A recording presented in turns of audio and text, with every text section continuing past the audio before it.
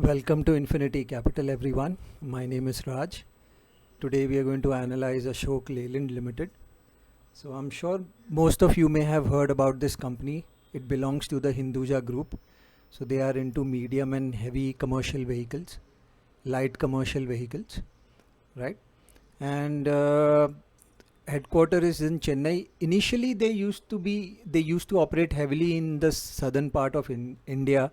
So now they've expanded their network and they have a better reach all throughout the country, right? Let's go over through some key points on Screener. This is an excellent website, guys. I use this extensively to go through an overview of the company. So I'm using the premium version, which basically allows you to go through product segments, like see the financial services, commercial vehicle, gives you a breakup and has a host of features. So you guys can have a look at it. I'm sure everybody has heard about Screener by now. Okay, so segment wise, medium and heavy truck segment, they make anywhere between 2.5 tons to 55 tons. So that's a huge sort of a range, right? So we used to earlier run a plastics recycling factory in Mumbai. So I'm from Mumbai. So we after my dad passed away, we shut down the business. So we've used Ashok Leyland trucks a lot, for transportation. The Tata Motors also has a lot of trucks, right? Then there is Eicher. So there is a decent amount of competition in the market. It's not like Ashok Leyland is sort of a market leader. Okay, so it's the 14th largest manufacturer of trucks globally, right? And they launched the first ever BS6 compliant AVTR truck.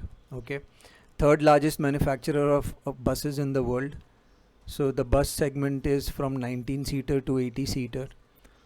Okay, and so that's about it. In FY20, their market share has increased by 3.9% to 45%. So this could possibly be in the bus segment. We'll go and check it on Tijori. This is also an excellent website, guys. You ought to look at this website. That's excellent features. So medium and heavy passenger car vehicle, they have 28% market share, which is pretty good. Light commercial vehicle, they have 63% market share. Medium and heavy goods carrier, 45% market share. School bus, they have 22% market share. So school bus, the bus segment got heavily impacted during COVID, right? Also, if we look at the revenue breakup, so bus only contributes to 1.2% of the total revenue.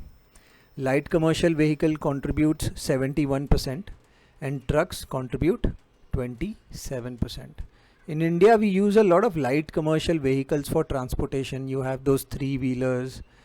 Then, you'll have probably a smaller 4-wheeler. It won't be an Eicher, but it would be like a smaller version where it can carry anywhere between 500 to 800 kgs. The 3-wheeler can carry anywhere between 200, like 100 kgs to 300, 350 kgs. So there is a plethora of range in the smaller section. In between 200 kgs to say 800 kgs, there is a huge variety of vehicles. All right. So they also have a financial services company. So they do commercial vehicle financing, right? And they do other types of financing also. We'll find out over here. Okay. They also supply defense vehicles. So it's the world largest supplier of defense logistic vehicles. Okay. Foundry division. They have a foundry division. Electric vehicle. They launched the first electric bus, right? And they are developing their EV portfolio. They have teamed up with Hitachi ABB and IIT Madras for e-mobility. So so they're doing decent work in the EV portfolio as well. Commercial vehicle brings in 86% of the revenue, right? Financial services bring in another 14%. All right. Trucks bring in 50% of the revenue, which was 67% earlier. So, you know, this revenue mix is becoming better. Buses get 21% of the revenue. So this got impacted pretty badly in FY20 and half of FY21 also. In light commercial vehicle, where they have the maximum market share, if you see light commercial vehicle, they have 63% market share, but the revenue contribution is only 13%. So if this revenue contribution from light commercial vehicle goes up, that could be a game changer for Ashok Leyland, something that we can probably monitor. Okay, they have international footprint as well. So they are selling their products in Africa, CIS countries, Bangladesh, GCC countries, right? So 7.1% of its total vehicle. This is the company's export. So we'll just come and check it on just a second, guys. Location wise breakup. Yeah. So India has 90% revenue. Rest of the world has 11% revenue. So they have scope to increase their wallet share from the rest of the world. My guess is that this could be a more margin accretive, business, right? So probably they can they can make this better in the coming years. That will help increase the profitability as well. Okay. Distribution network, 3,000 touch points, around 550 outside India.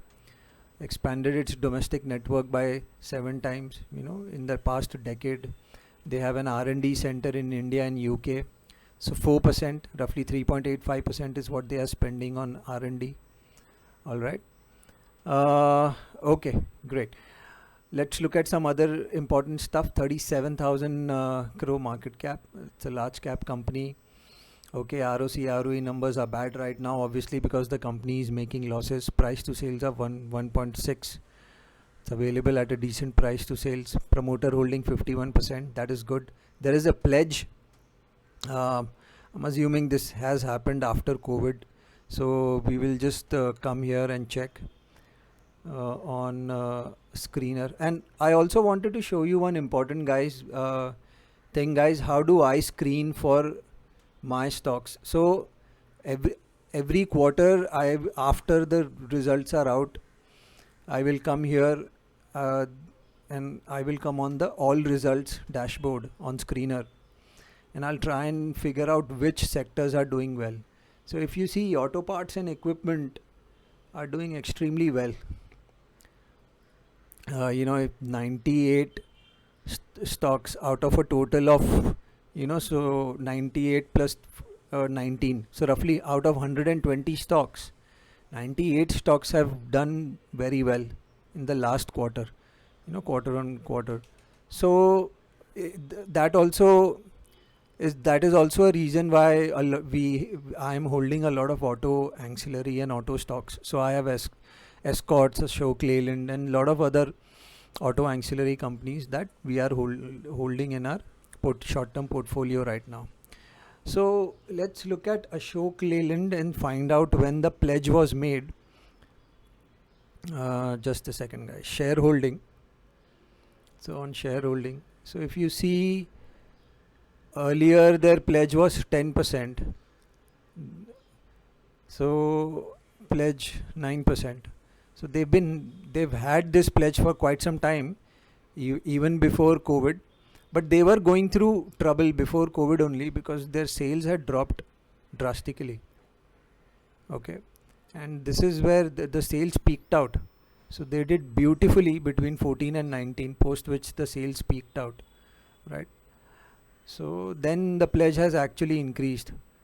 Obviously they are going through losses, so they are must be having some money problems. Not money problem per se, but liquidity issues, and that is the reason the pledge must have been created. So we'll monitor that to find out when the pledge is released. That will be good, It's a very capital intensive business, so this pledge is not much of a worry, in my opinion. right? Okay. Apart from that, let's look at so currently the company is in losses, but the median PE is around 19-20.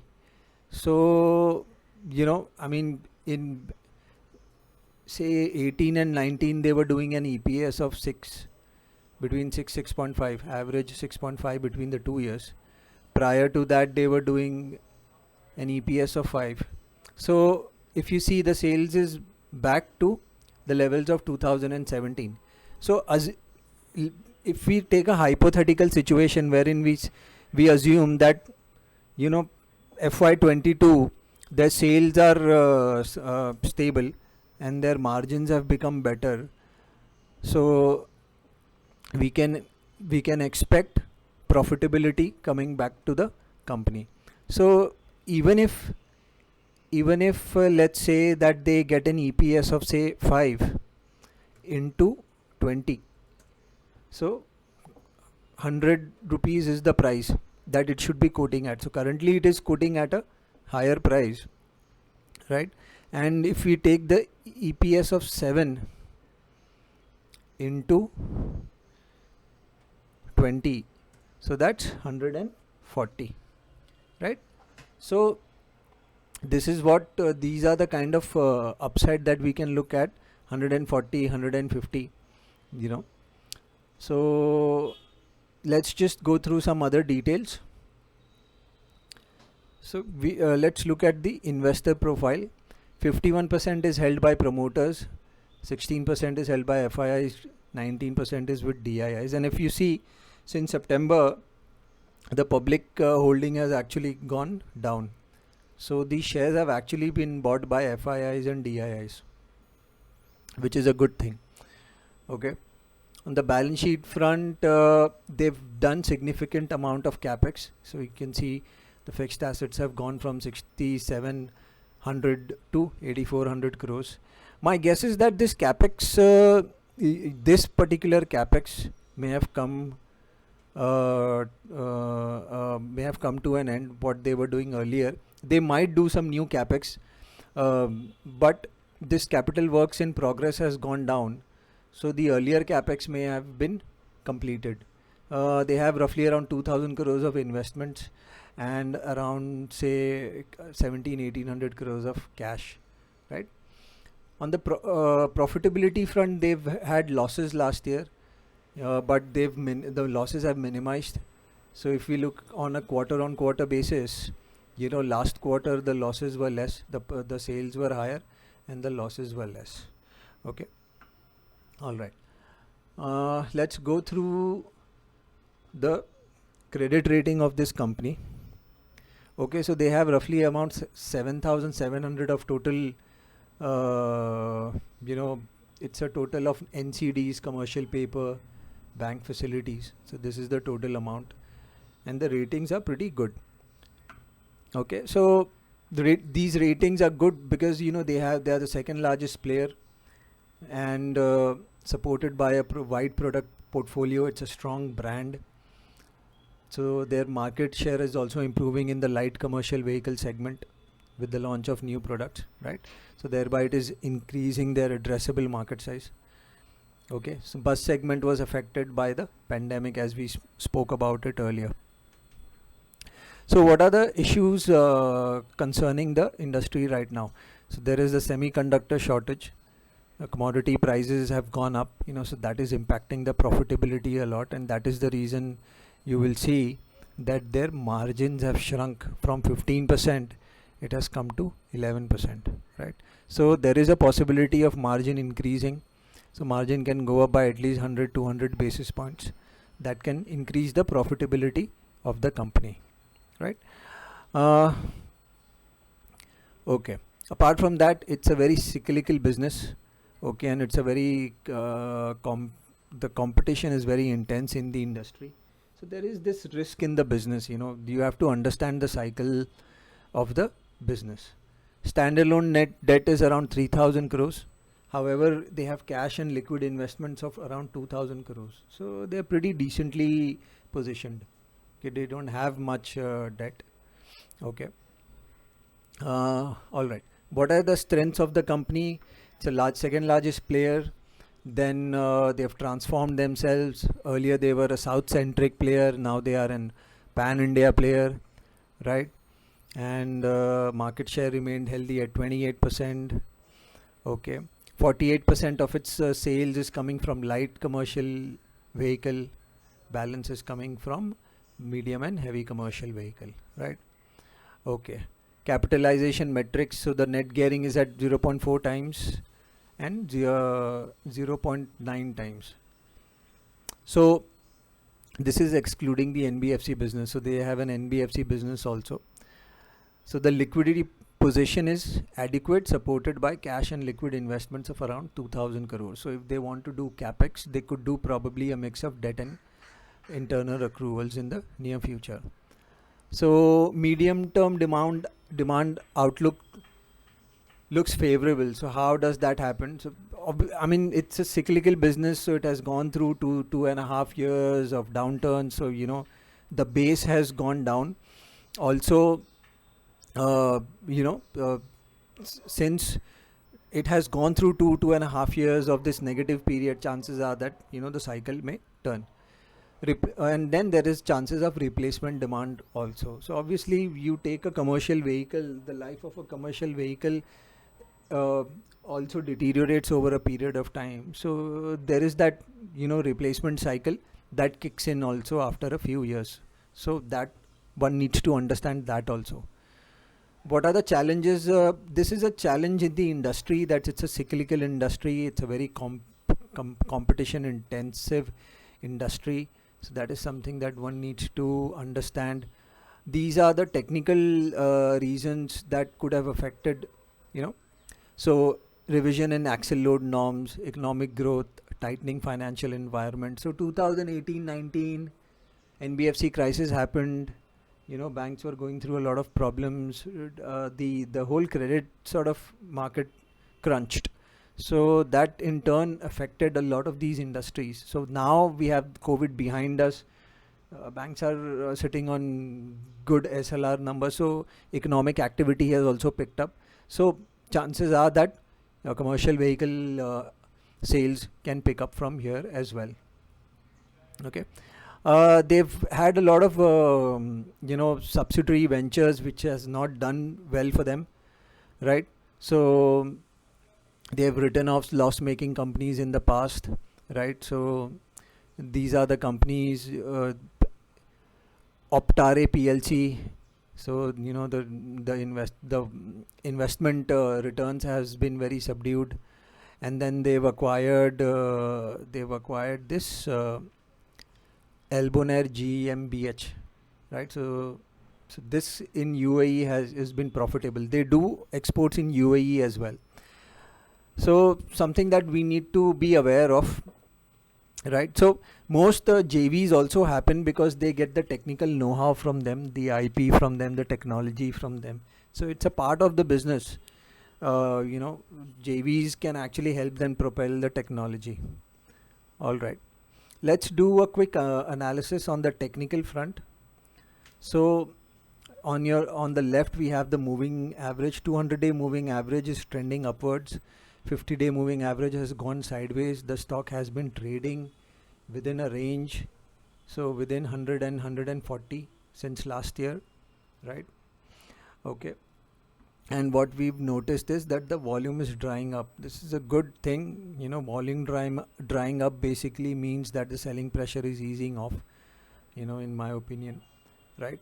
So what is happening? Basically, if you see, this was the range that the stock was trading in earlier, right? So the range is actually this is an aberration, excess. Once the stock sort of came out of that euphoria in 18, and then it sort of was trading in this range. So this range, between 100 140, the stock is starting to trade again in that range. Okay. Now what has happened? So post this, the stock has actually fallen after trading in this range for some time. The stock has actually fallen 70%. So all these people who are stuck here want to get out. So every time the stock is trying to go up, it is feeling that selling pressure. But eventually the selling pressure will subside because these sellers would have made an exit. And if the earnings start coming in on a higher clip, then we can see the stock going up. You can see clearly, guys, that here, look at the volume over here and look at the volume over here. The volume is actually going down with the stock consolidating. So this is a good setup in my view, right? So what is my strategy? So I have been buying the stock between 120 and 130. So after I bought, so I was buying here. After I bought, it went up quickly, and then I was waiting for the next quarter results. So the results came in good because the losses minimized, but post that the market started correcting in October, November. So I took a pause and I said, let me just add it later. So luckily the stock came down again. So I'm making my position here. I'm adding more to my position. So what am I looking at? Basically, I'm looking to accumulate this stock right now. And my first target will be at least 170, 180. And if the revenue start coming in at a higher clip, currently the company is making in losses. If we have at least 2-3 quarters of profits, this stock will start going up. It can have an explosive move on the upside. So that remains to be seen. We'll have to wait and watch. Next quarter results will come by first week of Feb. We'll start having results from 15th of Jan. So I will wait and watch as to what is happening in this stock. I'm positive about the industry. Auto sector should do well.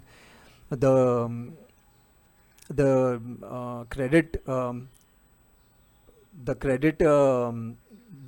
the interest rates have also gone down, so that is favorable for the industry. Plus the economy has also picked up. So overall, I'm positive on the industry. So this was the analysis for Ashok Leyland. Thanks a lot for watching, guys. Remember, this is an educational video. It's not a buy sell recommendation.